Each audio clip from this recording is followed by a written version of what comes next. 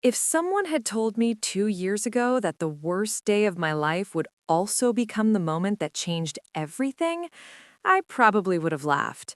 Not because it sounded impossible, but because when your whole world collapses, you don't expect anything good to ever come out of it. You just expect silence. So let me ask you something real quick.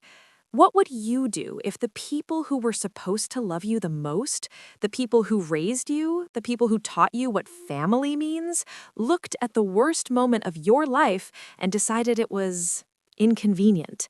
Not tragic, not heartbreaking, just inconvenient. Before I get into this story, take a second and think about that.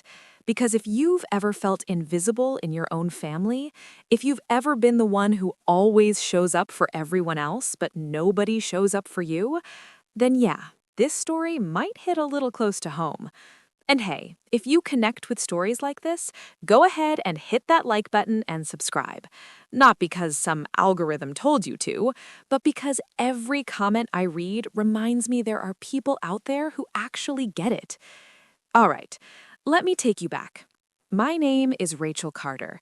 I'm 33 years old, and for most of my life, I was what my family liked to call the responsible one. You know the type, the kid who never caused problems, the one who cleaned up the mess when everyone else was done making it, the one who brought the extra chairs to family dinners, cooked the food, washed the dishes, and somehow still ended up apologizing if something went wrong. That was me. My parents loved telling people how lucky they were to have such a dependable daughter.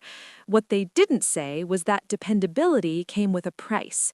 Because when someone gets used to you always being there, they stop noticing the effort. They stop noticing you. My younger brother Kyle was the star of the family. High school quarterback, straight A's, the kind of guy my mom bragged about to strangers in grocery store lines. When Kyle needed money for college, my parents helped him. When Kyle crashed his first car, my parents bought him another one. When Kyle decided he didn't want to finish college and instead wanted to figure himself out traveling across California, my parents called him brave. Meanwhile, I worked 2 part-time jobs during nursing school just to pay my rent. But honestly, I didn't resent him.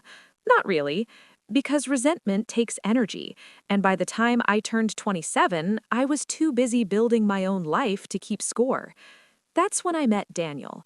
Daniel worked as a mechanic at a small shop outside town. Grease on his hands, bad jokes, the kind of laugh that made other people start laughing even when they didn't know why. We met because my car broke down in the middle of July, 96 degrees outside, no air conditioning. I walked into his shop sweating like I'd just run a marathon and asked if he could fix a radiator. He looked up under the hood of a truck and said, "Depends. You gonna yell at me if it's expensive?" I said, "Probably." He grinned. "Cool. I work better under pressure." That was Daniel. Simple. Honest. The kind of man who remembered the small things. 2 years later, we were married. Not a fancy wedding, just a small ceremony in a park with about 30 people. My parents came, but they spent most of the reception talking about Kyle's new business idea. Still, I was happy. Really happy. Daniel and I bought a small house outside the city.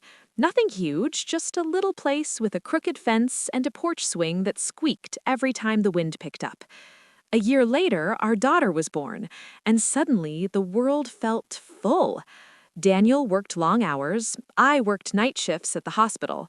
But every evening we'd sit on that porch swing while Emma slept inside and talk about stupid stuff. Movies, vacation plans, what kind of dog we were going to get someday. It wasn't glamorous, but it was real. Then came the night everything changed. It was late October, cold enough outside that you could see your breath. I was halfway through a shift at the hospital when my phone started buzzing in my locker. Unknown number. I almost ignored it, but something in my gut told me to answer. Hello? Is this Rachel Carter? Yes. This is Officer Daniels with the County Police Department. There's something about that tone. Calm, professional, carefully controlled. the kind of voice that instantly makes your stomach drop. "Ma'am, there's been an accident." For a second, my brain refused to process the words. "What kind of accident?" "A vehicle collision on Highway 18. My hand started shaking. "Is my husband okay?" The pause on the other end of the line felt like forever. "I'm very sorry, ma'am." And just like that, everything went quiet.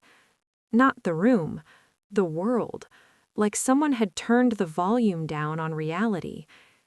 Daniel was gone, just like that. One second he was driving home from work. The next second, a drunk driver crossed the center line, and my entire future disappeared. I don't remember driving home that night. I don't remember unlocking the door. I just remember sitting on the floor of my living room holding Emma while she slept, and realizing I had no idea how to tell my family, because deep down, I already knew what their reaction would be. And unfortunately, I wasn't wrong.